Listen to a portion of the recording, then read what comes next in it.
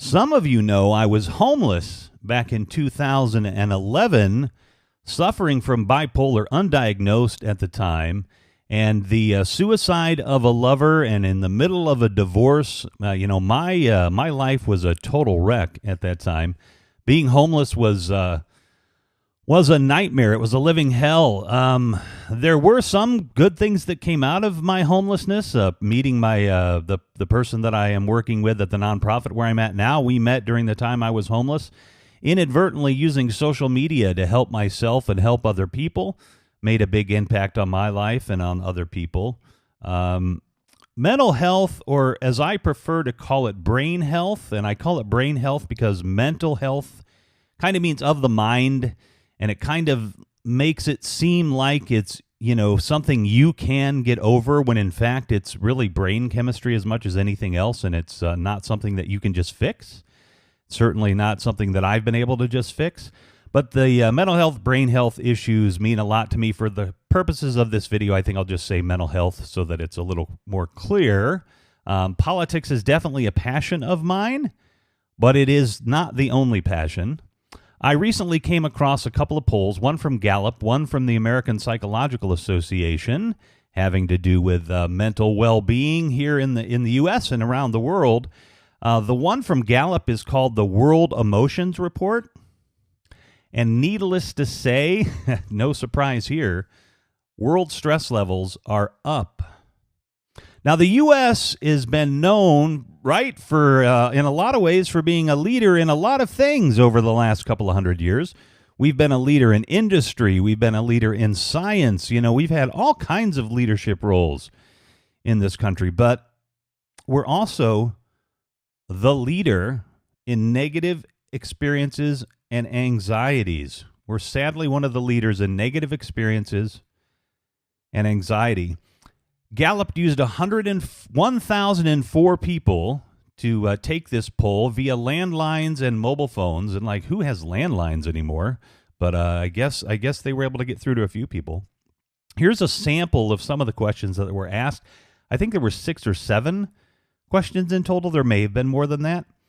Did you experience the following feeling during a lot of the day yesterday? Worry, sadness, or stress. So the day before you're taking the poll, did you experience worry, sadness, or stress?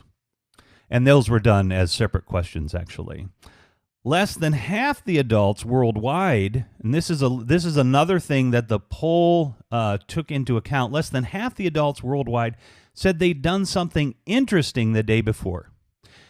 So you got a population of 6 or 7 billion people, and only half of them did something interesting the day before in their life. I mean, what kind of world is this? What kind of planet is this where, half the people in the world don't even find anything interesting in their life? I mean, to me, it is just unconscionable that we live in a world like that.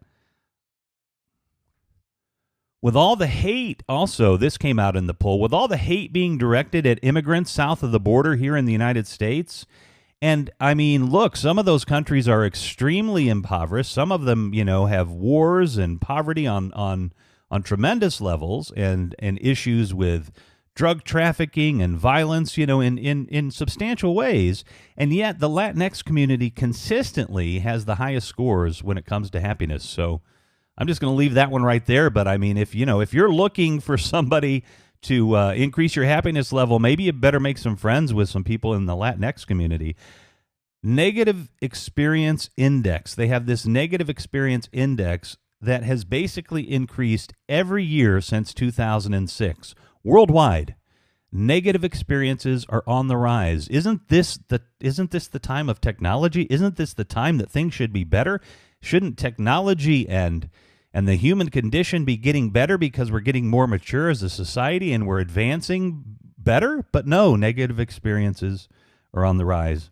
Despite technology and that supposedly better economy here in the United States, yeah, negativity is on the rise. In the U.S., 55% of Americans experienced worry the day before the survey was taken. 55% of Americans, the day before the survey was taken, experienced worry. I mean, come on. Like, what are we doing? What are we doing? What is the purpose of our existence? What is the purpose of this country if more than half of Americans are worried? And it seems like in perpetual state of worry. That 55% is the second highest number in the world. It's the second highest number in the world. Greece being number one, and Greece has a horrible economy right now.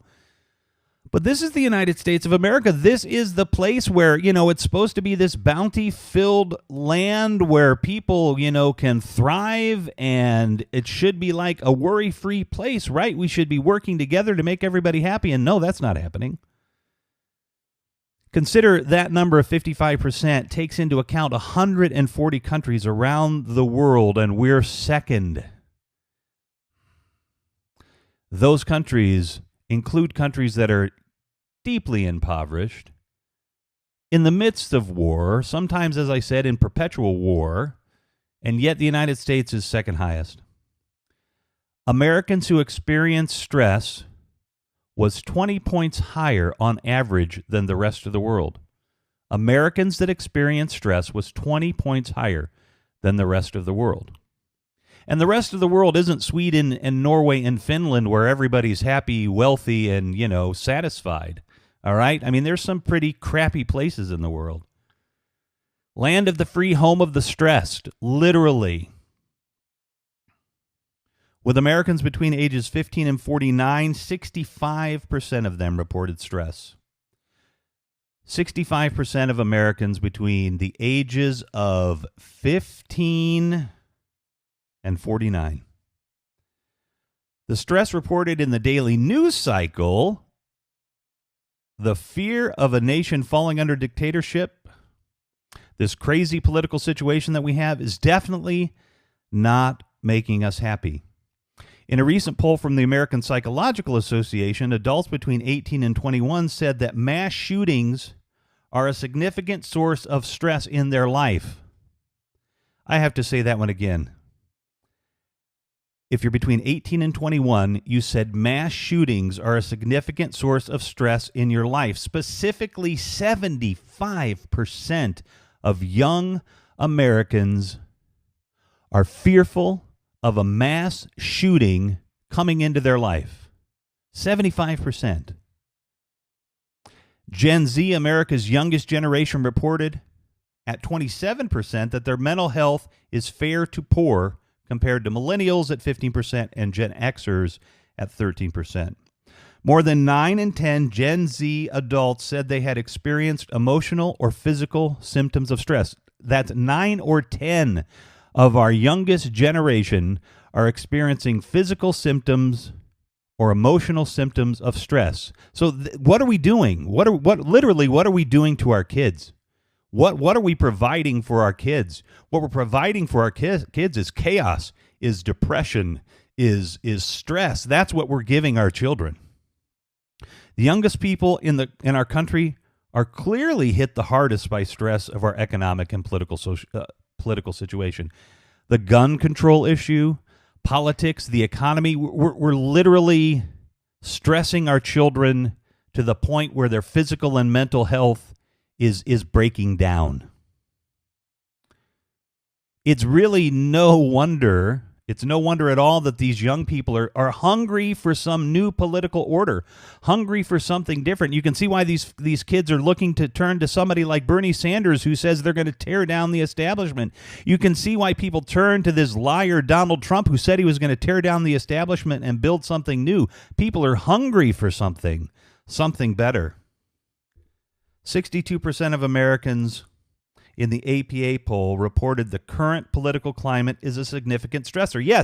Yes, I'm harping on this. I'm harping on the political situation because it's a reality. 62% of Americans in the APA poll reported that the current political climate is a significant stressor. So for all my ranting about the American people not paying attention to politics, apparently I'm wrong. Apparently they are paying attention to politics, and it's killing them. This could prove to be disastrous for Trump and the GOP in the 2020 election. If 62% of Americans are literally having mental health issues because of the political climate, maybe they will vote differently. Fully 1/4 of Americans felt discrimination as a significant source of stress. 25% of Americans. That's 46% for Black Americans and 36% for Latinx Americans. So again, a quarter of the population sees discrimination as a stressor. That should be like 1 or 2%. Our political climate is literally making the American people physically and mentally ill. It is. I mean, how many times do I have to say it? It's literally making us ill. Other data shows that our children in general, their mental health is not good. Their stress levels are high. Their worry levels are high. The stress of their education, the stress of mass shootings. We can do better. We have to do better. How can we not do better? How can we not try to make a difference here? We have to work together to remove these cancers in our society, these stresses in our society. And look, you know what I mean? The current political climate is a cancer on our society. It is taking a toll on our children. It is taking a toll on our people. If you're suffering from depression, please find a mental health provider, someone that can help guide you on this path. I have a therapist. I have a psychiatrist. I have a plan. I have a path. If you do not have health insurance, there are usually in most cities, city services.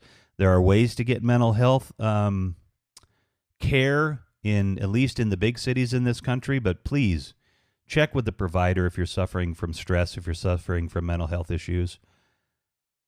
Look into mindfulness exercises. There are a lot of mindfulness exercises that you can do that can help eliminate stress. You can do specific visioning at night as you're going to sleep to kind of turn off that racing mind that you have. So look up mindfulness exercises. I do mindfulness exercises every day. I am Revolution McInnes. This has been News for the Left and Us. I appreciate you watching. Please hit the subscribe button, the like button, ring the bell so you can get updates on my upcoming shows. And you can go to www.patreon.com/News for Left and support the show. That would be fantastic. It takes your dollars to help this show stay alive. Again, thank you very much for watching. Peace be with you, and namaste.